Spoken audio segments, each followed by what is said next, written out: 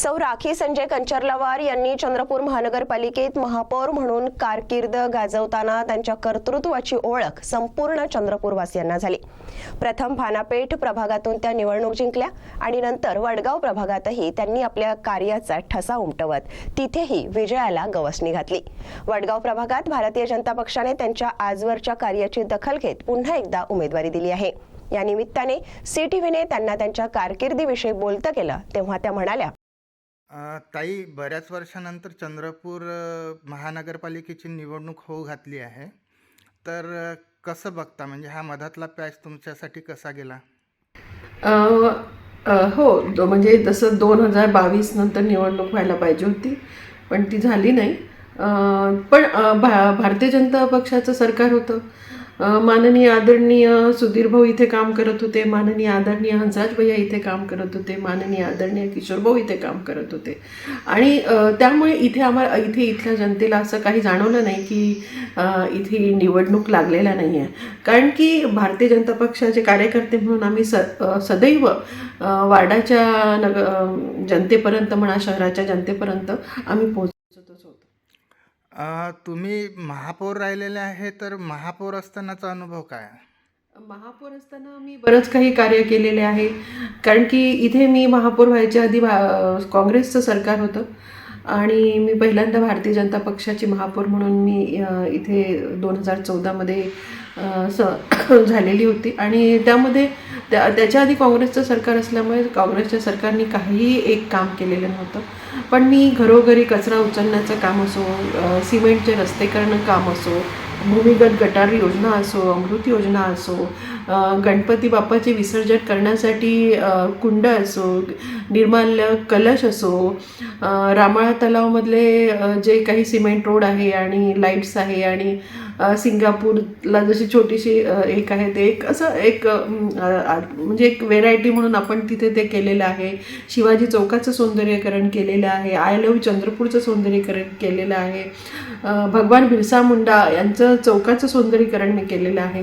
त्यामुळे मी बरंच कार्य महापौर असताना केलेलं आहे। म्हणजे मी हे आता थोडक्यात सांगू इच्छिते, पण भरपूर कार्य मी महापौर असताना केलेलं आहे। त्यामुळे चंद्रपूर शहराचा जो काही कायापालट आहे तो 2014 नंतर भारतीय जनता पक्षाचं सरकार आल्यापासून म्हणा, मी महापौर झाल्यापासून म्हणा, आदरणीय सुधीर भाऊ वित्तमंत्री झाल्यापासून म्हणा, या संसद झाल्यापासून म्हणा, किशोर भाऊ आमदार झाल्यापासून म्हणा, हे चंद्रपूरचा कायापालट पूर्णपणे झालेला आहे। कुठल्या प्रभागात काय उणिवा असेल म्हणजे तुमच्या प्रभागात? आमच्या प्रभागात काहीच उणिवा नाही आहे, कारण की आमच्या प्रभागामध्ये 90% जास्त कामं झालेली आहेत।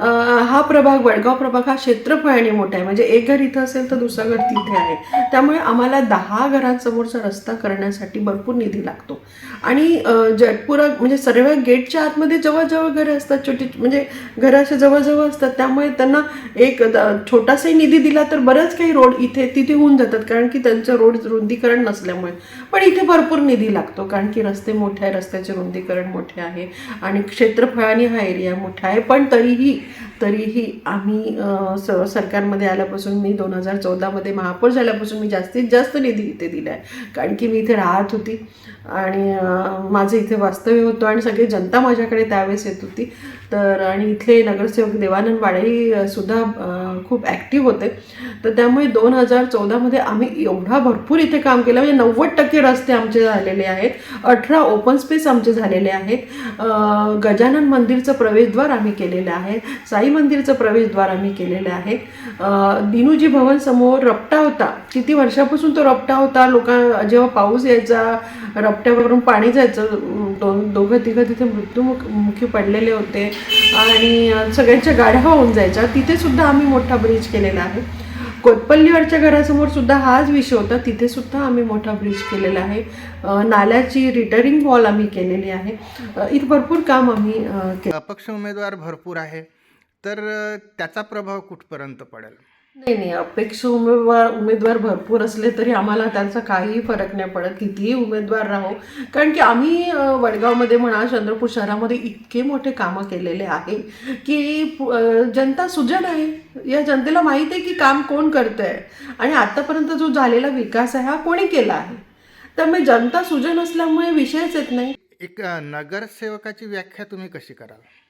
नगरसेवकांची व्याख्या आपण असं म्हणू शकतो की जो आपल्या वडगावसाठी म्हणजे कोणत्याही प्रभागासाठी महानगरपालिकेतनं निधी खेचून आणू शकतो किंवा त्यांचे प्रश्न महानगरपालिकेत लावू शकेल आणि त्यांच्या समस्या महानगरपालिकेमध्ये जाऊन सोडू शकेल आणि कोणत्याही समस्यासाठी कोणीही कौल केलं तर त्यांच्यासाठी धावून जाऊ शकेल.